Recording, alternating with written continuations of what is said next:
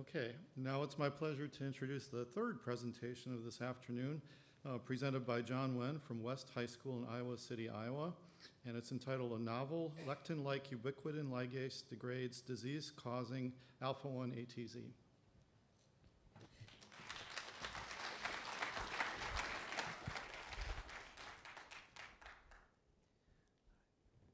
Good afternoon, ladies and gentlemen. Before I begin, I would like to briefly outline my presentation for today.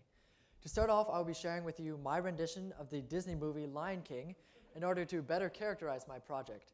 Then I'll be talking about the three main conclusions of this research project, which are namely, first, alpha-1 antitrypsin Z is degraded by both the ubiquitin proteasome pathway and by autophagy, that the E3 ligases FBG1 and FBG2 play prominent roles in the degradation of alpha-1 antitrypsin Z, and finally, third, FBG1 may be able to resolve both lung and liver diseases of alpha-1 antitrypsin deficiency. So without further delay, it's time for some Lion King. So once upon a time, in the circle of life, there existed a harmony between the lions and the hyenas. In the original Lion King, the hyenas were considered malicious, but here they're not all that bad. They protect the circle of life from invaders such as Tasmanian devils and aliens, just like that. But hyenas will be hyenas, and from time to time they ravage the circle of life and feed upon it. Thus the lions must fight and cancel out the hyenas in order to protect the circle of life. But one day the lions started fighting each other and aggregating in the lion's lair. The land around them died and the hyenas ran wild. So how is the harmony to be restored? And that's where my science project comes in. But first, let's take a look at the striking similarities between science and Disney.